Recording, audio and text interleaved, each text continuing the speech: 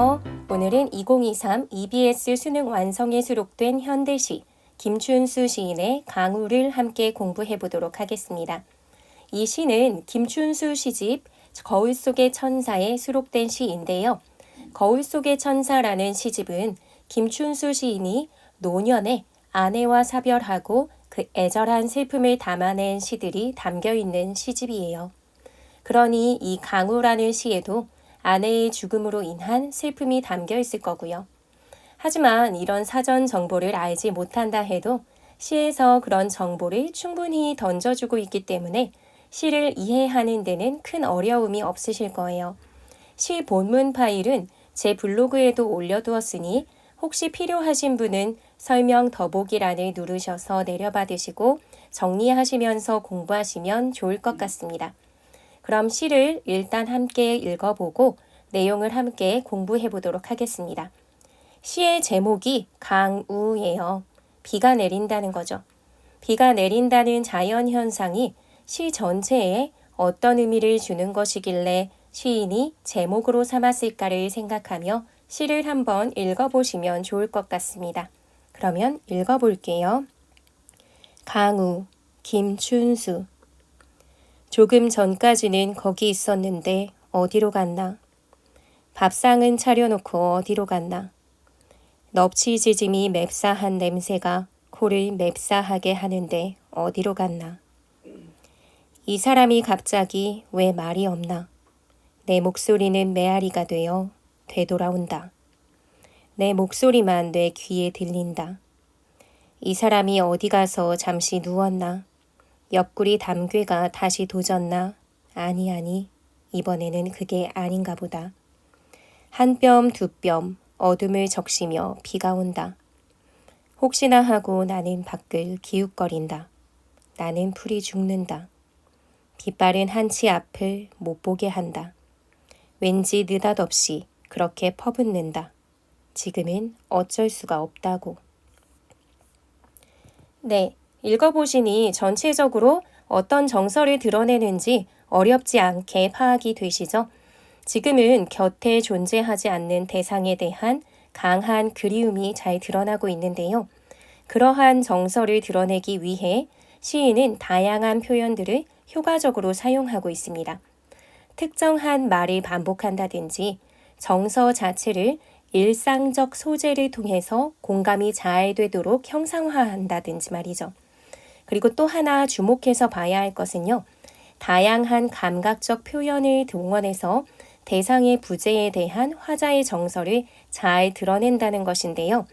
이와 관련된 것은 제가 아예 색을 구분해서 알아보기 쉽게 정리를 해 볼게요. 다양한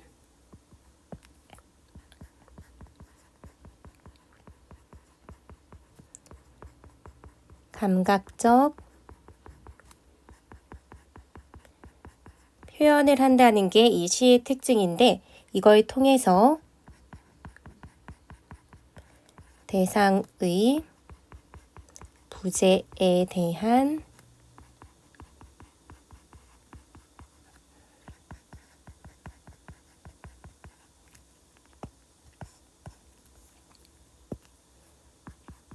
화자의 정서를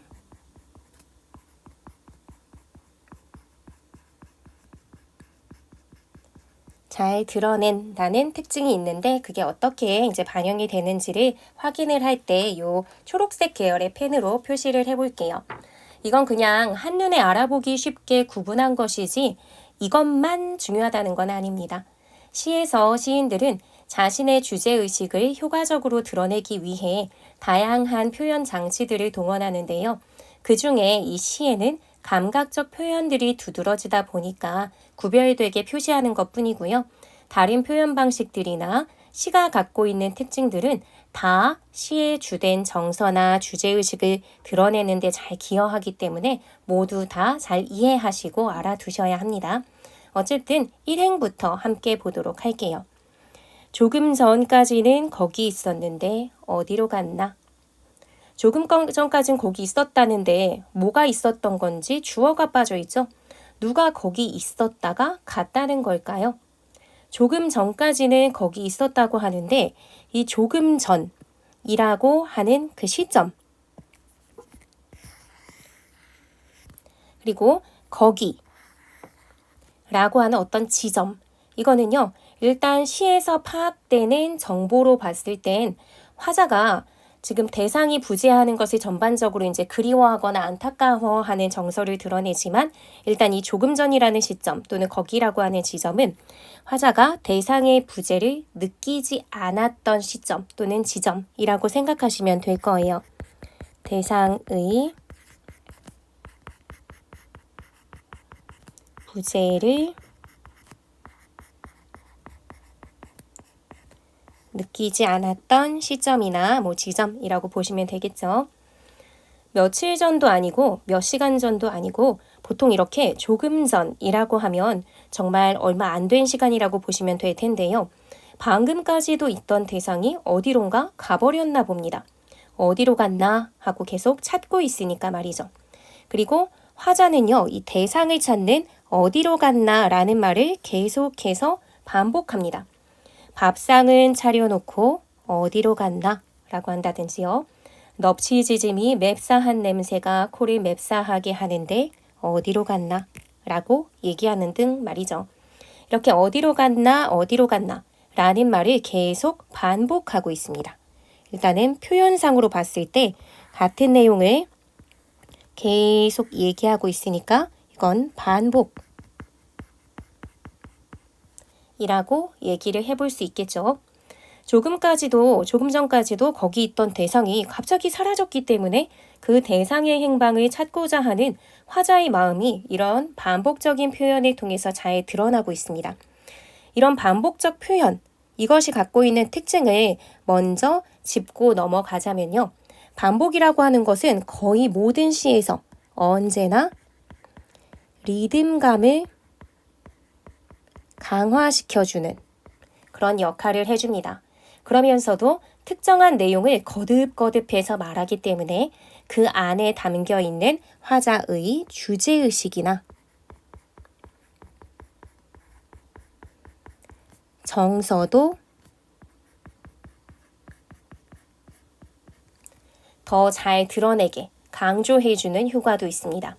그러면 우리는 이러한 반복적 표현에 담긴 정서를 읽어내고 이를 통해서 시에서 드러내고자 하는 주제의식이 무엇인지 읽어낼 수 있어야겠죠.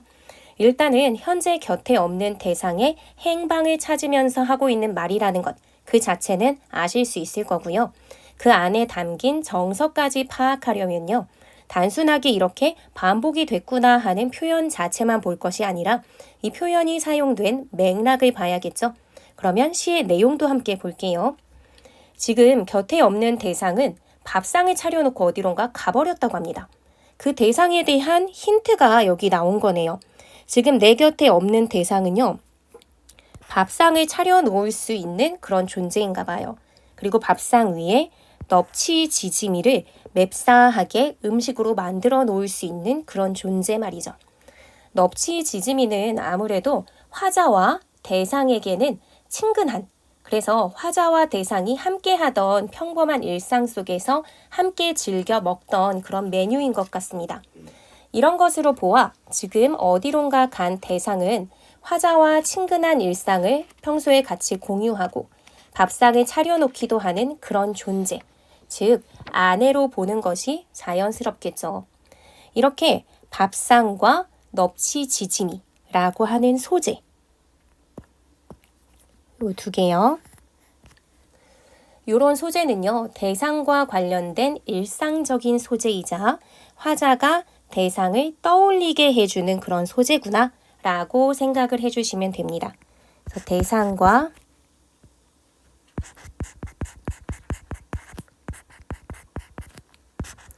관련된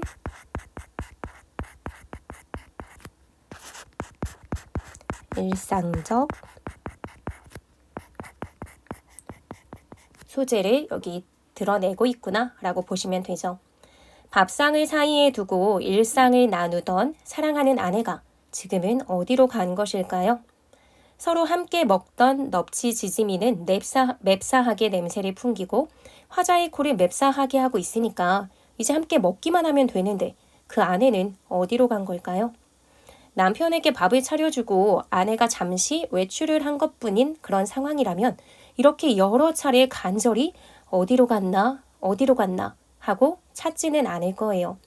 뒤의 행을 이어서 보시면요. 이 사람이 갑자기 왜 말이 없나? 내 목소리는 메아리가 되어 되돌아온다.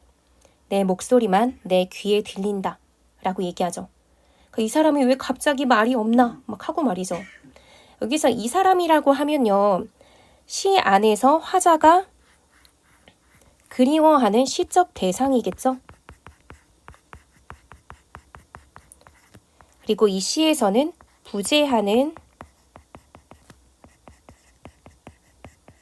대상이자 구체적으로 보자면 아내로까지 볼 수 있는 대상이 될 거예요. 그런데 화자가 갑자기 왜 말이 없냐고 하는 건 방금 전까지는 말을 하며 내 곁에 있었던 것처럼 화자가 인식하고 있었다는 말이 되겠죠? 그럼 이 부분에서 맨 처음 일행을 좀 떠올려 주시면 좋을 것 같아요. 조금 전까지는 거기 있었는데 라고 했잖아요. 조금 전까지 거기 있었는데 갑자기 밥상 다 차려놓고 뿅 하고 사라지는 건 말이 안 되죠.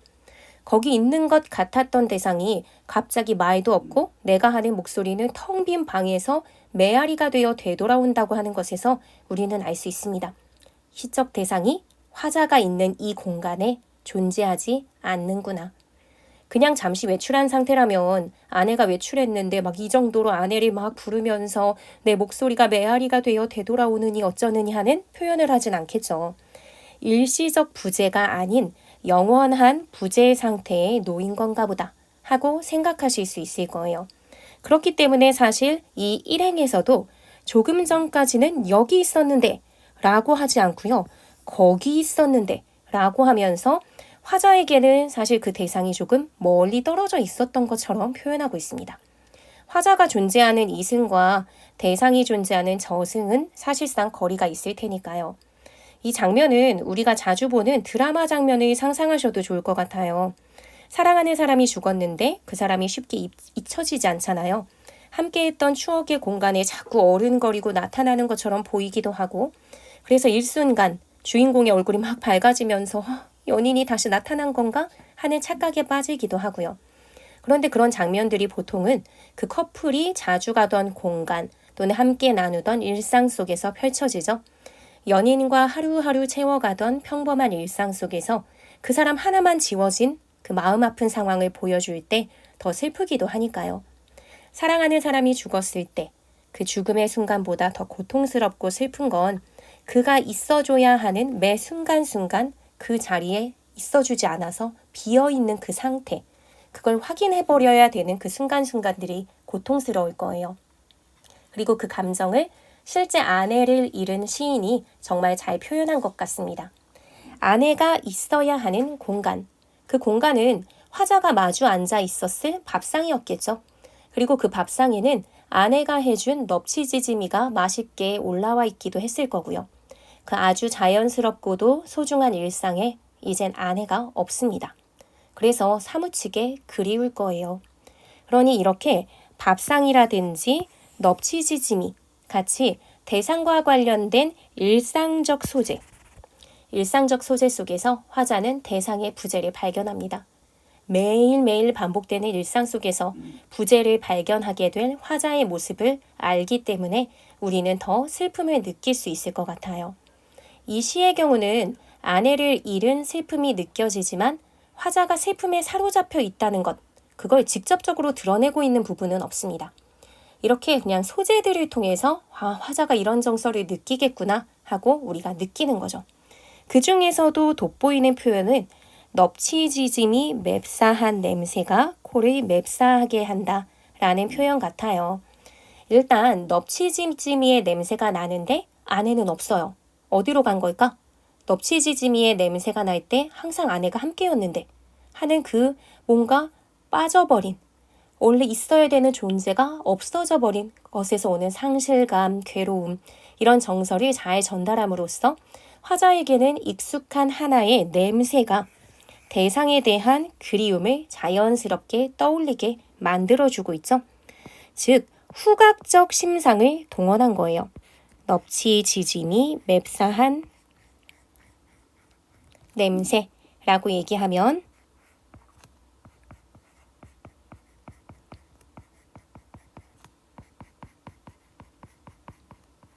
후각적 심상이 동원된 거고요. 이거에 통해서 대상에 대한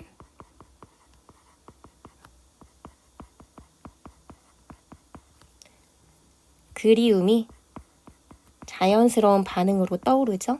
이런 걸 환기시킨다 라고 하죠. 불러일으키다 라고 하면서 그러면서 또 그 냄새의 구체적인 실체를 보면요. 지금 맵싸한 냄새라고 얘기하잖아요. 맵싸한 냄새 또는 뭐 코를 맵싸하게 한다. 이런 식으로 표현이 되어 있는데요. 이 맵싸하다라는 말은요. 말 그대로 맵고 싸하다라는 거거든요. 그래서 코도 맵싸하게 만듭니다. 즉 맵싸한 냄새는요. 두 가지 차원에서 분석을 해볼 수 있을 것 같아요. 일단은 첫 번째로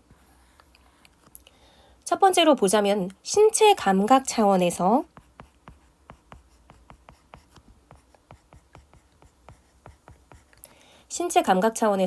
맵다라고 하는 미각적인 감각.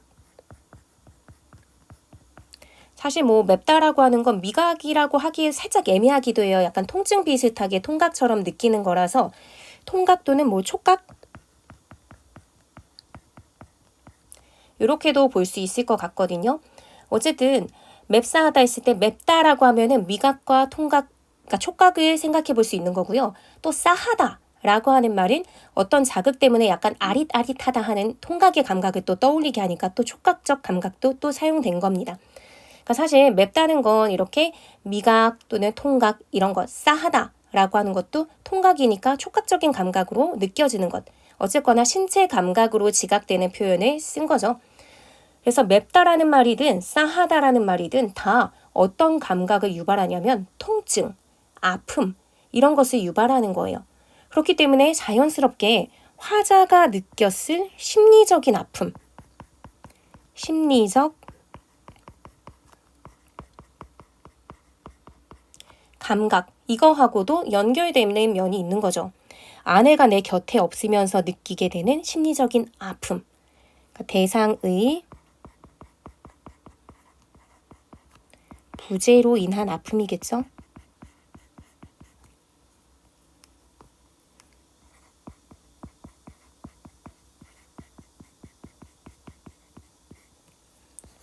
그게 이 맵싸하게 한다라는 표현에서 아주 절묘하게 잘 느껴지는 것 같아요. 코를 맵싸하게 만드는 그 아픔과 아내가 없어서 느끼는 심리적 아픔이 좀 닮아 있잖아요. 코가 맵싸하다라고 느끼는 순간 우리는 통증을 느끼거나 눈물이 핑 돌 것 같은 그런 느낌을 받게 되잖아요. 그게 참 절묘하게 연결이 되는 느낌입니다. 이렇게 화자는요, 마음 아프게 아내의 부재를 느끼고요. 이제 곁에 없다는 걸 알고 있어요. 그런데도 자꾸만 어디로 갔나 하고 말하면서 모른 척을 해요. 아까 이 어디로 갔나 라는 표현의 반복을 통해서 주제의식이나 아니면은 화자의 정서가 드러난다 라고 했는데 그것의 어떤 구체적인 실체가 뭘까 라고 한다면 이렇게 부재하는 대상에 대한 그리움이나 안타까움의 정서겠구나 라고 보실 수 있을 것 같아요. 시의 맥락에서 이제 우리가 봤을 때 부재하는 대상에 대한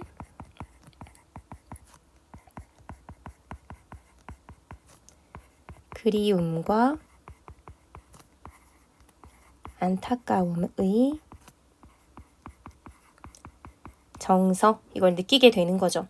너무 그립고 보고 싶고 안타까우니까 자꾸만 간절하게 대상의 행방을 찾듯이 어디로 갔을까 하고 말하는 거죠. 그러니까 어떻게 보면 또 한편으로는 아내는 이미 죽었는데도 불구하고 어디로 갔나 하죠. 모르는 척하면서. 그러니까 아내의 부재, 아내의 죽음이겠죠. 이것을 받아들이지 못하는 화자의 마음이 이런 반복적인 표현을 통해서 잘 드러난다 라고도 볼 수 있습니다. 이렇게 아내의 부재를 받아들이지 못하는 화자이기 때문에 그냥 이 사람이 갑자기 왜 말이 없나 라고 하면서 그냥 말이 없는 거다 라고 말하고 싶어 합니다. 여기 보면 이 사람이 갑자기 왜 말이 없나 이렇게 이야기를 하죠. 하지만 아내를 찾는 화자의 목소리에 응답을 해주는 건 아내가 아니에요. 화자의 목소리는 메아리가 되어 되돌아온다 라고 이야기하죠. 그러니까 사실 집에서 부르는 소리일 테니까 어디로 갔을까 어디로 갔을까 내 아내는 어디로 갔을까 하면서 집에서 그냥 부르고 있을 테니까 거기에서 무슨 메아리가 울리겠어요. 하지만 또 꼭 산이 아니더라도요. 아무것도 없이 텅텅 빈 공간 같은 데서는 소리의 울림이 좀 생기면서 많이 울리기도 하잖아요. 실제로는 집이라는 공간에는 이런저런 살림들이 많고 그런 물건들이 소리를 흡수해 줄 테니까 메아리가 울리는 일은 없겠지만요. 여기서는 그냥 시적 상황, 화자의 심리적 상황만 생각해 보는 거예요. 아내가 없으면 화자에게는 아무것도 존재하지 않는 것과 같이 공허할 거고요. 그렇기 때문에 아내를 부르거나 찾는 내 목소리는 공허하고 텅 빈 공간 속을 그냥 혼자만 울리다가 화자에게 되돌아오는 것 같은 느낌이 있을 거예요. 그래서 이렇게 답을 얻지 못한 채 내 목소리만 내 귀에 들려옵니다. 화자는요, 지금 나는 공허해, 고독해 하고 직접 말하고 있지 않아요. 그런데도 불구하고 아내와 함께 하던 공간이 아내의 죽음으로 인해 텅 비어버린 것 같이 느껴지는 상황. 이것을 충분히 상상해 주게끔 이런 메아리라는 표현, 이게 그냥 메아리만 돌아온다는 표현. 이걸 통해서 그 공허함을 충분하게 상상하게 해주면서 애타게 대상을 찾는 화자의 부름에도 불구하고 화자의 목소리만 쓸쓸히 되돌아오는 모습을 보여주면서 화자가 느꼈을 안타까움이나 슬픔, 이런 정서를 충분히 독자가 상상하며 같이 마음 아파질 수 있도록 효과적으로 표현하고 있습니다. 그래서 이런 부분이 굉장히 청각적인 심상을 통해서 잘 드러난다 라고 보실 수 있어요. 저기 내 목소리만 귀에 되돌아온다. 내 목소리는 메아리가 되어 되돌아온다. 내 목소리만 내 귀에 들린다. 이런 표현들은 청각적 심상을 굉장히 효과적으로 사용한 부분이라고 생각해 보실 수 있어요.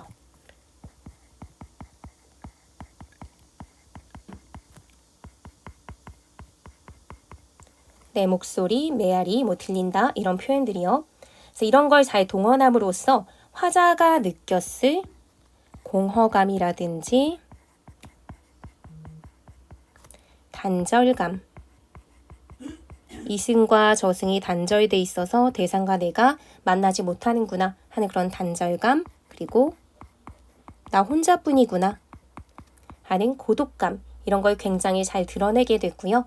그럼으로써 대상의 부재에 대한 화자의 인식, 그녀가 진짜 내 아내가 진짜 없는 거구나, 나는 완전히 혼자구나 하는 것을 자각하게 만들어줘요. 그냥 메아리만 들려오고 내 목소리만 들려옴으로써 확인하는 거죠. 없구나. 내가 사랑하는 그 사람이 없어. 라고 하는 것. 그래서 대상의 부재에 대한 화자의 인식이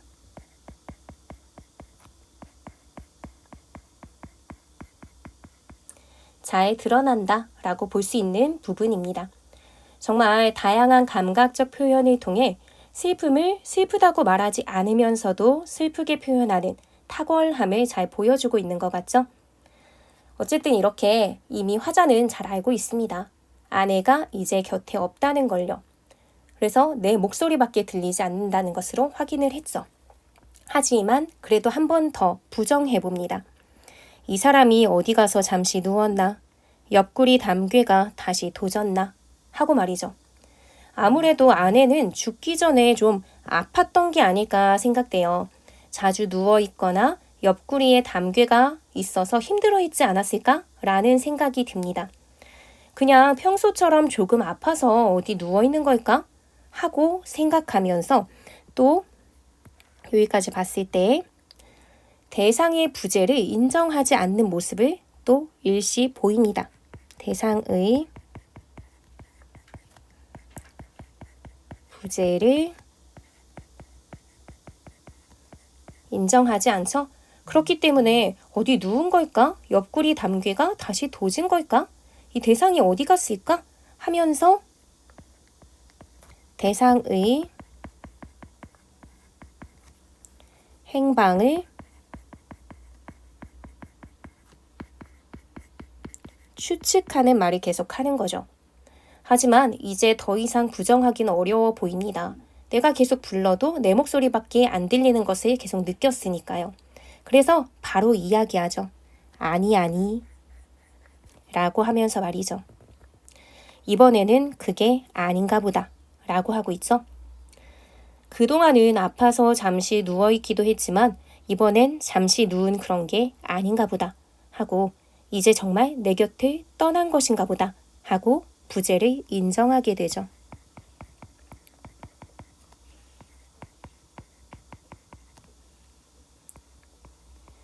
그렇기 때문에 이제는 앞서서 뭐 잠시 누웠나? 아니 옆구리 담귀가 다시 도진 건가? 하는 앞서서 했던 추측의 내용을 바로 부정합니다. 그러면서 이번엔 진짜 아닌가 봐 라고요.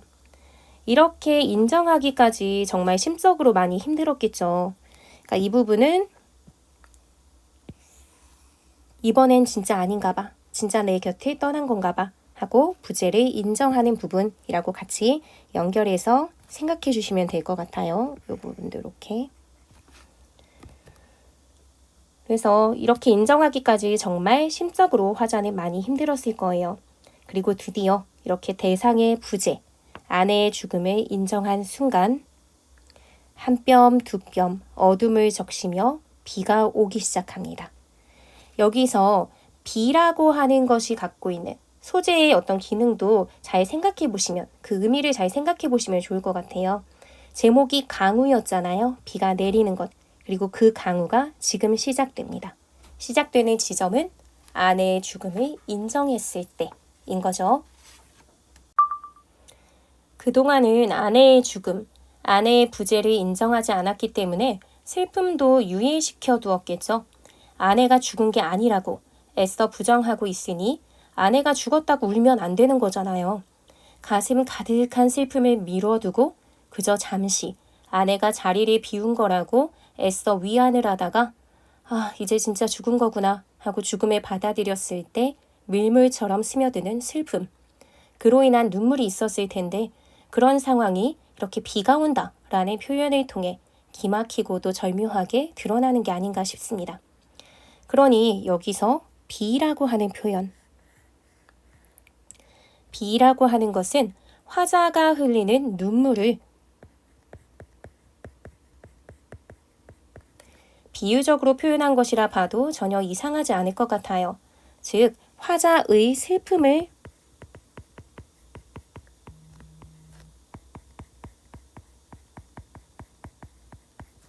담고 있는 것이라 볼 수 있는 거죠. 그렇다면 비가 내리고 있는 비의 배경이 되는 어둠의 시간도 단순히 그냥 물리적 시간인 밤만 의미한다기보다는 사랑하는 대상을 잃은 상실감이나 절망감을 느끼는 화자의 심리적 상황이라든지 죽음의 분위기 이런 걸 떠올리는 소재라고도 볼 수 있을 거예요.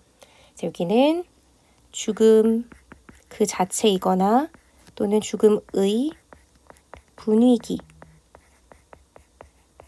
이걸 어둠이라고 하는 소재가 잘 보여준다 라고도 볼 수 있고요.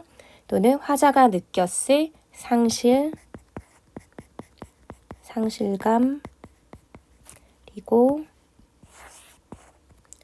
절망감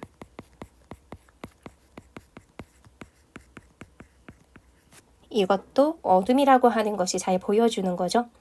이렇게 시어의 의미를 지금 분석적으로 어둠과 비의 의미를 좀 살펴봤는데요. 이 시어들이 등장하는 시행, 요거 자체를 또 한번 좀 살펴보도록 할게요. 한 뼘, 두 뼘 어둠을 적시며 비가 온다 라고 하는 표현 말이죠. 한 뼘, 두 뼘 어둠을 적시며 비가 온다 라고 했는데 비가 오면서 땅을 적신다 라는 것은 자연스러운 장면일 수 있지만요. 비가 어둠을 적신다 라는 건 좀 가능할 수 있는 장면일까요? 그냥 어둠이라고 하면 어두운 상태, 빛이 없는 상태를 떠올릴 수 있지만요. 그 어둠이라는 건 우리가 구체적으로 만질 수 있는 대상은 아니잖아요. 그런데 또 상상력을 좀 발휘해 보면요. 아주 적절한 표현 같기도 해요. 우리는 어둠 속을 걸어간다 라는 말을 하기도 하죠.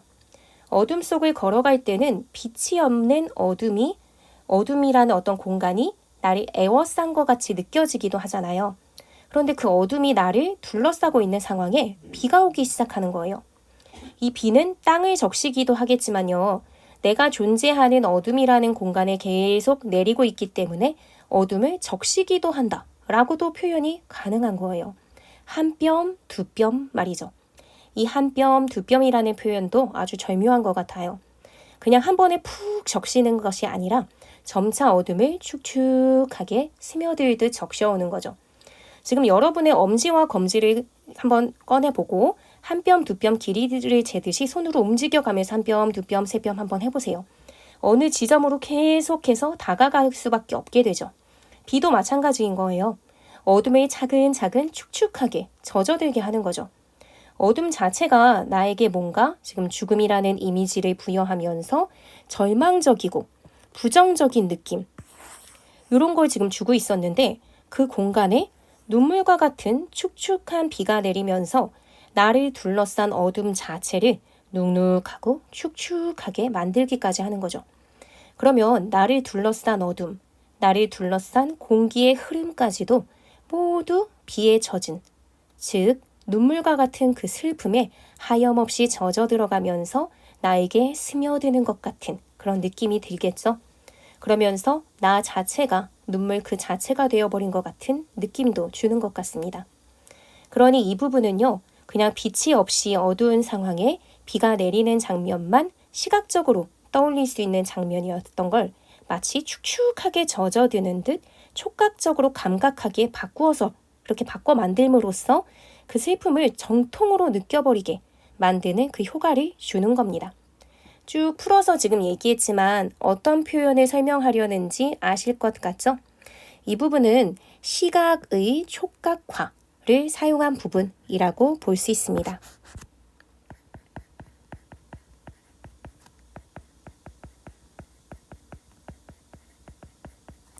시각적으로 감각될 수 있는 걸 다른 감각인 촉각으로 바꾼 거죠. 우리 이런 걸 공감각적 심상이라고도 하고 감각을 지금 시각이었던 걸 촉각으로 바꿨으니까 바꿨다라고 해서 감각의 전이라고도 하죠. 이런 표현을 통해 화자가 가지고 있는 슬픔의 감정을 더 효과적으로 잘 드러내고 있습니다. 독자가 더 구체적으로 느낄 수 있게 되니까요. 이렇게 화자가 대상의 부재를 인정한 순간 아주 절묘하게도 비가 온 것으로 표현하고 있는데요. 비가 오는 어둠의 상황이나 비가 오는 것 그 자체는 자연현상이기 때문에 화자의 감정과는 아무 관련이 없을 수도 있음에도 불구하고요. 화자의 감정하고 이 비, 어둠을 연결짓고 있잖아요. 그러면서도 죽음의 분위기를 떠올리게 하기도 하고 화자의 슬픔을 떠올리게 하기도 합니다. 이렇게 원래는 화자와 아무 관련도 없이 그냥 객관적 세계 속에 독립적으로 존재하던 이런 대상들, 어둠이나 비, 이런 대상들을 화자의 감정과 상관이 있는 것처럼 연결해서 표현할 때 그 대상을 객관적 상관물이라고 합니다. 즉 어둠이나 비라는 소재는요. 화자의 슬픔을 심화시키는 객관적 상관물이라고 볼 수 있는 거죠. 화자의 슬픔을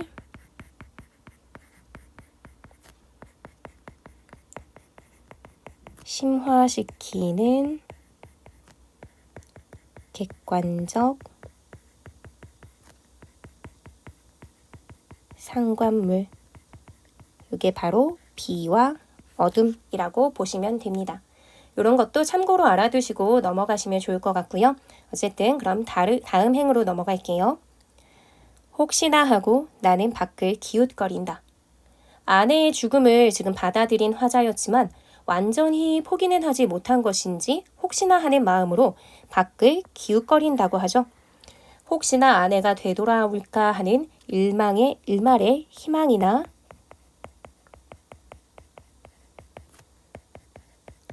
기대를 잠시 품어봅니다. 하지만 오래 가진 않아요. 나는 풀이 죽는다 라고 말하죠. 풀이 죽는다, 기운이 빠진다, 기운이 없어진다 라는 뜻이잖아요. 아내가 돌아올 수 없다는 사실을 인정하고 있는 반응이죠. 그런데 그게 아내는 없다, 그 대상이 없다 하고 직접적으로 말하면서 안타까움의 정서를 직접 노출하고 있지는 않아요. 풀이 죽는다, 기운이 없다 라는 말을 통해 다 표현해 준 거죠. 나는 이렇게 기운이 빠져버렸어요. 쓸쓸하고 허전한 화자의 정서를 잘 보여주면서 대상의 부재를 인정해버리고 마는 그런 모습. 이걸 보여주면서 화자의 슬픔을 우리는 읽어낼 수 있는 거죠. 그래서 이렇게 나는 풀이 죽는다 또는 이번에는 그게 아닌가 보다.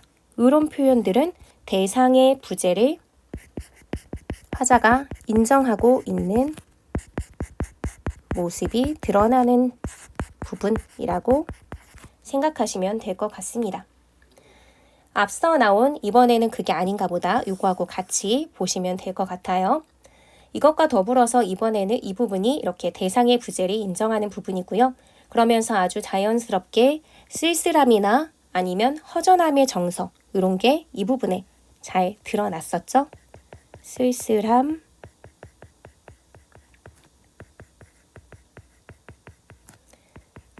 허전함 이런 정서가 말이죠.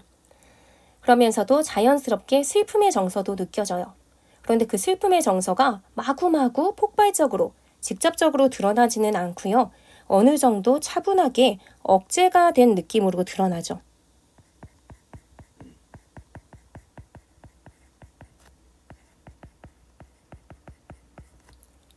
사랑하는 존재가 곁에 없는 건 너무나 큰 아픔이고 슬픔일 텐데 전반적으로는 그 감정이 막 분출돼서 나오지 않고 억제된 느낌. 그래서 그냥 풀이 죽었다. 그냥 이 정도로만 표현이 되죠.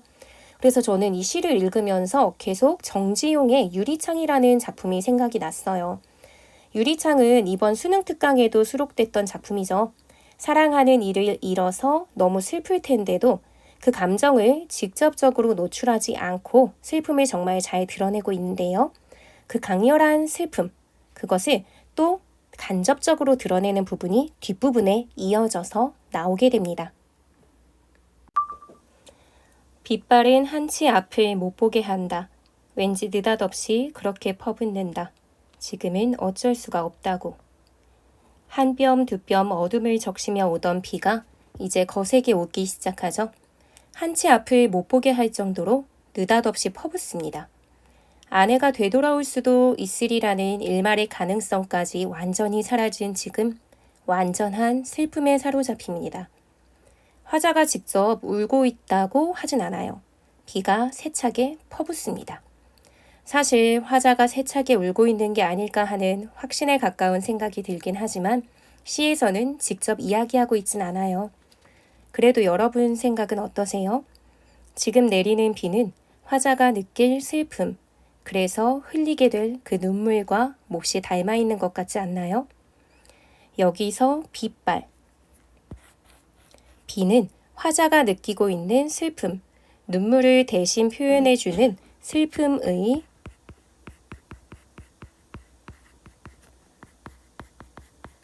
대리물이 아닐까 하는 생각이 듭니다. 그렇기 때문에 느닷없이 그렇게 비가 퍼붓는다고 할 때 화자의 슬픔이 굉장히 심화되고 있구나 하는 생각도 할 수 있는 거죠. 화자의 슬픔이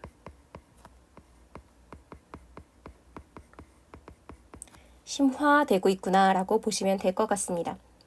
비가 느닷없이 퍼붓는 상황에 지금은 어쩔 수가 없다 하고 생각합니다. 지금. 비가 오는 지금. 대상의 부재를 인정하고 슬픔에 사로잡힌 지금은 그저 비를 맞으며 슬퍼할 수밖에는 없는 거겠죠. 여기서 지금이라고 하는 순간은 대상이 부재하는 현실을 인정해버리고 슬픔의 직격탄을 감내하고 있는 상황을 말하는 거겠죠. 대상이 부재하는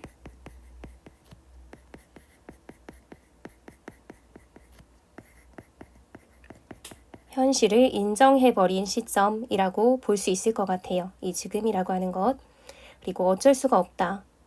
내가 사랑하는 존재는 지금 내 곁에 없고 그것이 되돌릴 수 없는 사실이고 그래서 나는 지금 슬퍼하는 것밖에는 달리 할 것이 없다는 화자의 모습. 즉 화자의 체념적 태도가 잘 드러나는 장면이죠. 끝까지 부정해보려고 했지만 내게 매 순간 찾아오는 반복되는 일상 속에서 아내가 없다는 걸 매 순간 잔인하게도 확인당할 수밖에 없었던 화자는 끝끝내 부정할 수는 없었던 거죠. 결국 그 아픈 현실을 인정하고 아내의 죽음을 받아들이는 체념적 태도를 보이며 시가 마무리되고 있습니다. 그러면서도 그동안의 마무리가 뭐뭐뭐뭐 한다, 뭐뭐 니은다 하는 그런 종결 표현과 마침표로 딱딱딱 끝나다가 마지막 부분은 어쩔 수가 없다 라고 하지 않고 어쩔 수가 없다고 하면서 쉼표를 찍으면서 끝내고 있죠. 그러니까 지금은 어쩔 수가 없지만 왠지 또다시 아내를 떠올리고 혹시나 하는 기대를 하고 이런 게 계속 반복될지도 모를 것 같은 어디선가 또다시 아내를 몹시도 그리워하면서 찾을 것만 같은 그런 느낌의 강렬한 여운을 주면서 시가 마무리가 되고 있습니다. 여운을 좀 남겨주죠. 네, 이렇게 해서 조금 긴 시간 동안 시 전체에 대해서 해설을 해보았고요. 전반적으로 드러내려고 하는 주제의식을 찾는 것이 어렵지는 않았을 거예요. 아내의 죽음으로 인한 슬픔, 그리고 아내에 대한 그리움, 이게 주된 정서였죠. 정리를 해보자면요. 아내의 죽음으로 인한 슬픔과